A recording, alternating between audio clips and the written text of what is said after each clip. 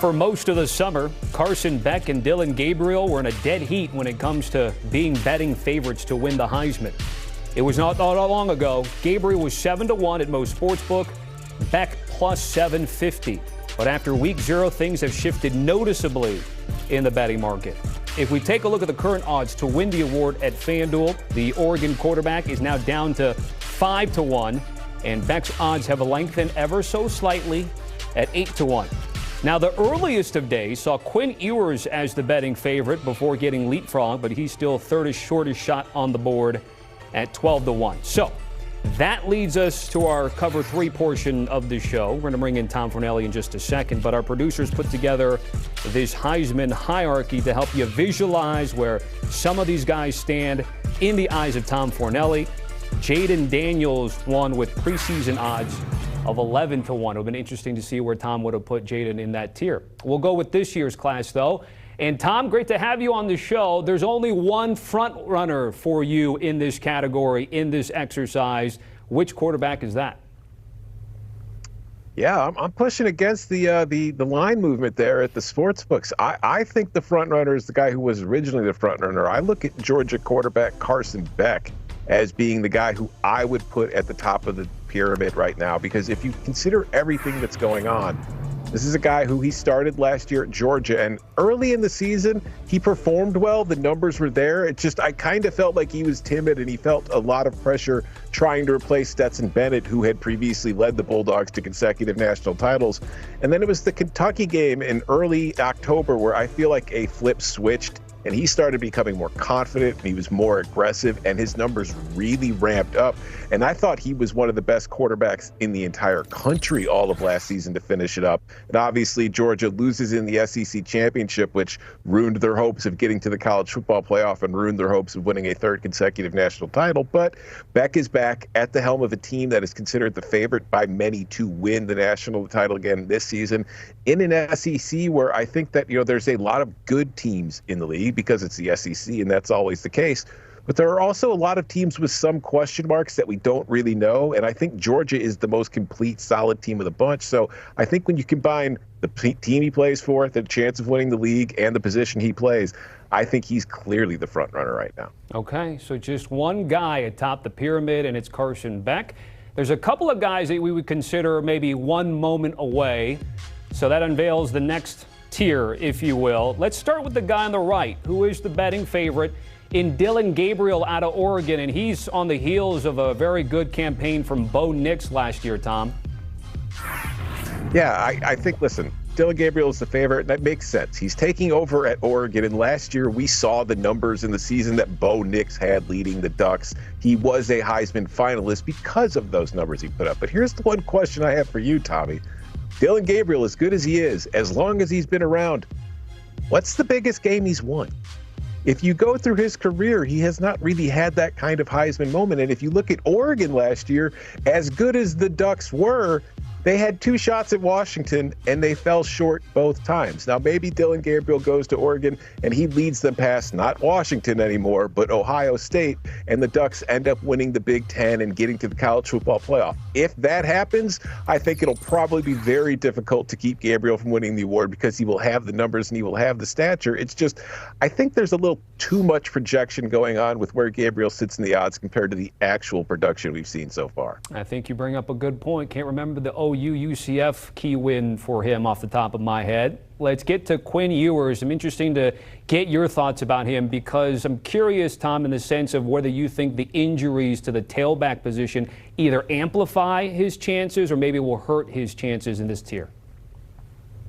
I think it makes it a little more difficult for him because, Texas had excellent running backs until C.J. Baxter goes out. He's out for the year.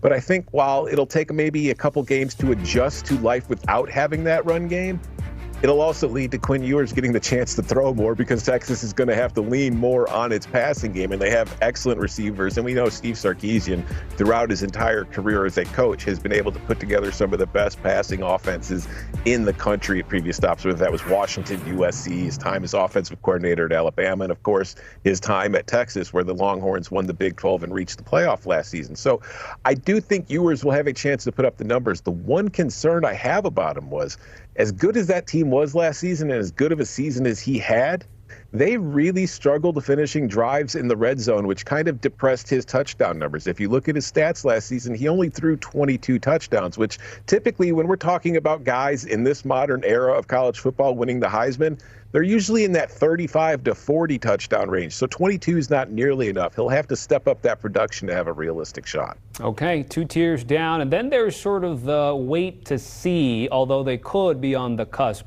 of joining the other 2 pyramid tiers. And that's Nico Iamaleava, Jackson Arnold, and Garrett Nussmeier. Tom, let's start with the Vols quarterback. Yeah, you mentioned earlier, where would I have put Jaden Daniels at the start of last season? Probably in this 3rd tier, because the ability was there. It's just we hadn't really seen him break through to this point. Now I'm looking at these 3 guys as guys who haven't had the chance to showcase their ability, but are very highly touted. I love Nico. I've been hyping Nico up all offseason. He is right now, if I was to place a bet on the Heisman, Nico's the guy I would be betting on, because if you look at the production Tennessee has had out of its quarterback spot in the last few years with Josh Heupel as the head coach, Nico is far more talented than either Hendon Hooker or Joe Milton have been. He can do it all. He's a dual threat. He can use his legs. He's accurate, and he showed really good processing ability. Even in the bowl game, the only game he started last season was against an Iowa defense that has frustrated quarterbacks as long as I can remember. Nico picked them apart. So I look at him in that offense going into the SEC, and I think he's going to have an outstanding season. I think Tennessee's going to be in the run for an SEC championship, and I think the big moment, because you need Heisman moments, Alabama comes to Knoxville. If Nico and the Volunteers knock off Alabama at Neyland Stadium, I'm telling you right now, the Heisman hype for Nico will be very loud, and it will be hard to ignore. Nico. I can start already hearing it out there in Vols land. All right, how about Jackson Arnold? What stands out to you? What do you still need to see out of him?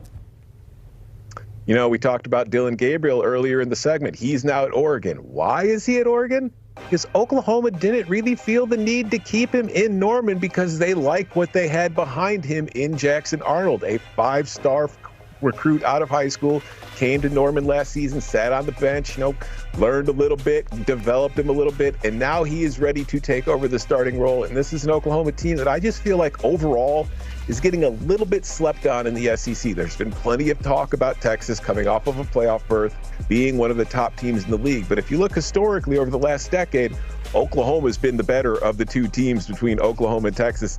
And it's not exactly, out of line to think that an Oklahoma quarterback will be competing for a Heisman Trophy, considering a Sooner has won the award roughly 55 times in the last couple of decades. So I think that when you combine the talent and you combine the spotlight he's in, if Jackson Arnold reaches his potential and Oklahoma surprises people, he is going to be in the conversation, and he could make his way to New York. And then there's a November 30th matchup down in Baton Rouge. And boy, Garrett Nussmeier, Tom, goes from deputy to sheriff this season.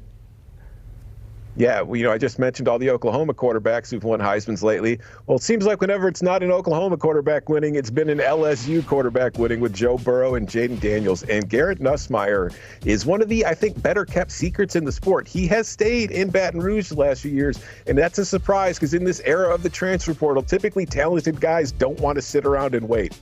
Nussmeier did because he knows the kind of situation he's inheriting. He has a huge arm. If you saw him last season in the bowl game against Wisconsin, he played very well. We know he has talent around him at receiver. He's playing behind what should be one of the best offensive lines in the country. And perhaps most important, he's playing on a team with a horrible defense. So he is going to be in the game a long time. And we saw how that worked for Jaden Daniels last year when Brian Kelly wasn't able to take him out of games because they needed him in there and they needed to score 49 points per game. Garrett Nussmeier could be in a very similar situation, which will allow him to put up video game numbers. And I'm telling you, there's nothing Heisman voters love more than video game numbers. Tom, before I let you go, you know the process well in terms of the Heisman Trophy here. I noticed you had all quarterbacks. I mean, Devontae Smith, Derrick Henry. There haven't been that many in the last 10 years, but there have been instances. Why not this year? And is there maybe a Travis Hunter or someone else that can get into the fray? I think if it's not a quarterback this year, it will end up being somebody like Travis Hunter, simply because For somebody outside of a quarterback to win these days, it has to be something of a unicorn kind of performance, a unicorn kind of season. Devontae Smith had a tremendous year a few seasons ago. And I think Travis Hunter, with the two-way kind of threat, we're playing both wide receiver and cornerback. If he stays healthy and he balls out on both sides of the field, we know Colorado's already going to get attention because of Coach Prime. Travis Hunter might be the best college football player in the country, regardless of position. So if he has that kind of season with all the attention he will get and the Buffaloes will get, he's somebody who will certainly pick up steam to win the Heisman Trophy. But the problem is, for the most of the voting, populace, if you're not playing for a team competing for a national title and you're not playing quarterback, it's really hard. All right, Tom Fornelli breaking it down here on HQ Spotlight. Tom, certainly appreciate it. Check out the Cover 3 podcast with Tom, Danny Cannell, Chip Patterson, and Bud Elliott.